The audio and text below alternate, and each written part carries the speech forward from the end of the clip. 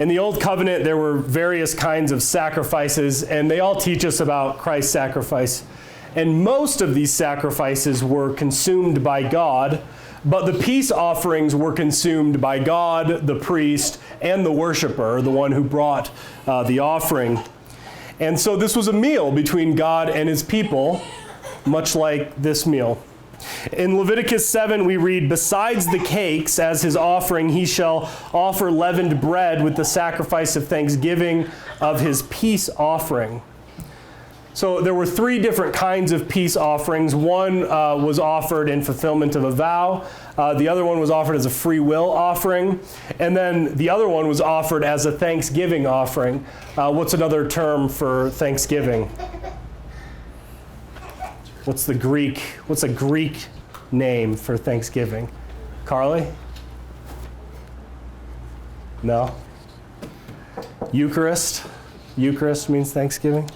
So the peace offering, a subcategory of the peace offering was a Eucharistic offering, Thanksgiving offering. And what's involved in that sacrifice of thanksgiving was bread, as we just read, leavened bread specifically. And it's similar to this offering here. In Numbers 10, we read this: "In the day of your gladness, in your appointed feasts, and at the beginning of your months, you shall blow the trumpets over your burnt offerings and over the sacrifices of your peace offerings, and they shall be a memorial for you before your God." The word memorial in Greek here, in the Septuagint, is the same word that Jesus uses when he institutes the Lord's Supper in the upper room. "Do this in memorial of me." Sometimes you probably hear me, I change those up every once in a while when I do the words of institution. Sometimes I'll say, "Do this in remembrance of me." Sometimes I'll say, "Do this in memorial of me." And that's because it's translated as memorial in the Old Testament. And a memorial in the Old Testament is something that not only reminds the worshiper of something significant, something covenantally significant, but it also reminds God. We have this word used most prominently with the rainbow. God sets the rainbow in the sky. It is a memorial for him. It reminds him that he's not going to flood the world again.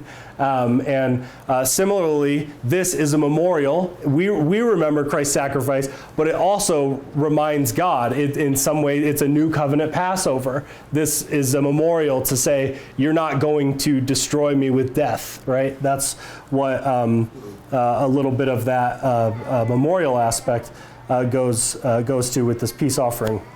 And then they blow the trumpets over the peace offering, which is kind of interesting. The blowing of trumpets is freighted with all kinds of meaning in Scripture, but the one that I would apply here is the one that Isaiah uses. He uses it as a metaphor for the proclamation of the gospel, anticipating the new covenant that many nations would come to Zion. So that's why I speak the words of institution. I speak gospel words over this peace offering. I blow the trumpet of the gospel over this peace offering, the sacrifice of thanksgiving.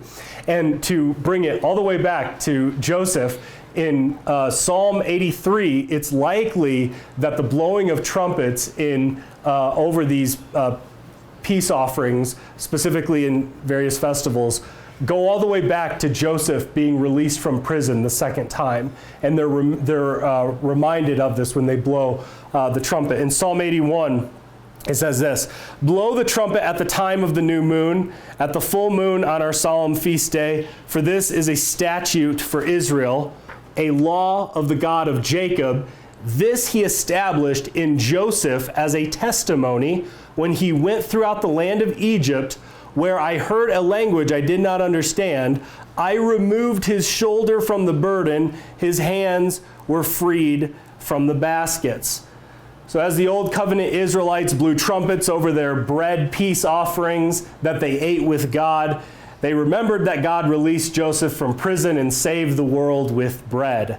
And now you, as New Covenant Israelites, you hear the trumpet of the gospel sounded over this Eucharistic peace offering, and you too eat with God, and you remember that God has released you from the prison of condemnation and guilt through the greater Joseph, the true bread king. who has given himself as the bread peace offering which saves the world. Jesus promises to give us peace, and that peace is himself. So come and welcome to Jesus Christ.